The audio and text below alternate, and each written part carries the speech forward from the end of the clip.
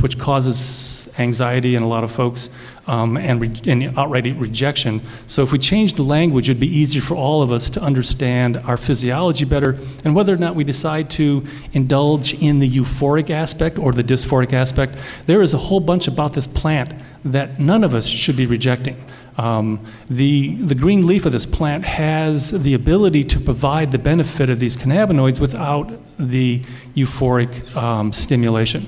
You can benefit over time. You can interface with the arthritic conditions. You can reduce the autoimmune disorders which affect every organ in the body.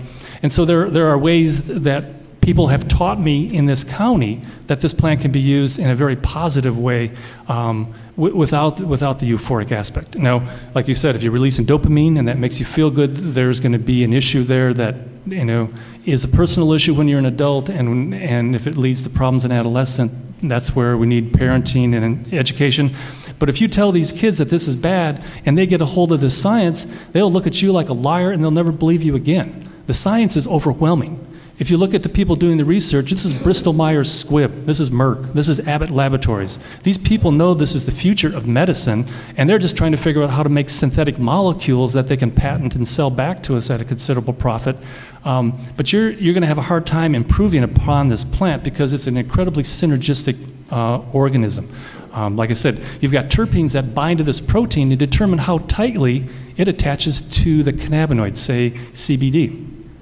It determines whether that signal is going to be short or long. So you have multiple factors when you ingest the fresh leaf or inhale or vaporize the plant that can not only has a positive impact or has an impact, but it can determine the duration of impact. 2-minute warning, Dr. Courtney. How many? 2 minutes. 2 minutes. Thank Good. you. We'll move quickly then. This right here was the video of this woman. They spent millions of dollars making a computer model that showed how this works at a molecular level.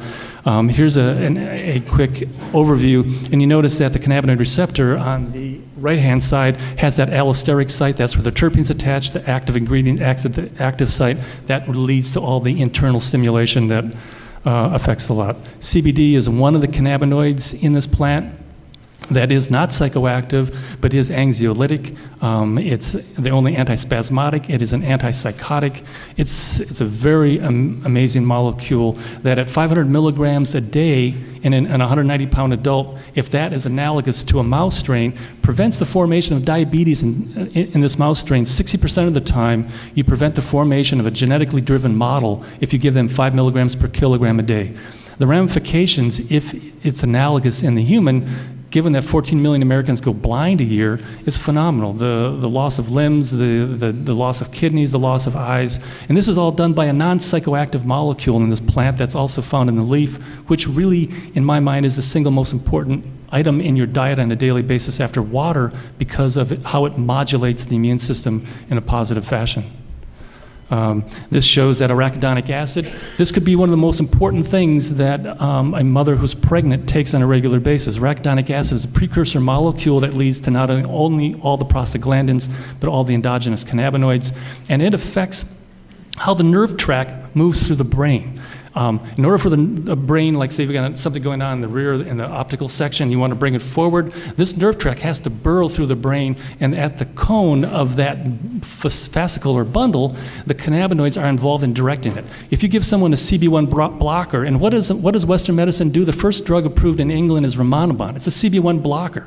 It interferes with that neuronal guidance system, and the nerves splay and fracture, and you no longer have strong connections. So all to say that, if Western medicine gets involved, it can be a bit of a problem. And if you learn one thing from this talk today, be very careful of anyone that is messing with the endogenous cannabinoid system from a pharmaceutical approach, but at least entertain that the green leaf is a non-psychoactive dietary supplement of huge proportions for the prevention of a wide range of conditions, all of which can be detailed in that Icarus textbook that came out this last June, and if that's not good enough, go back to 2007 and 06, and they're all worth reading.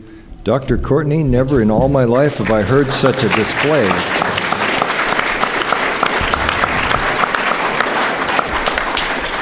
I think it's pretty clear that there are people trying to figure out what's really going on with marijuana. Had we had the good fortune to have a certification expert here tonight, we would have found out why it costs so much and why drug companies are not too interested in paying the $600 million or so to certify one or two of the cannabinoids and then not have any control over the product when they're done.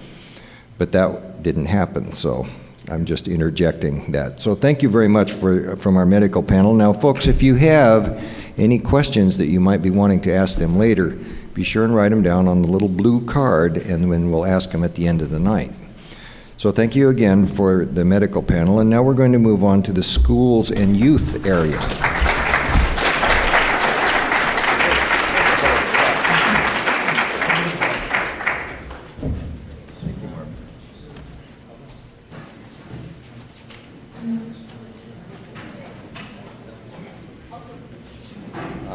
We shall see.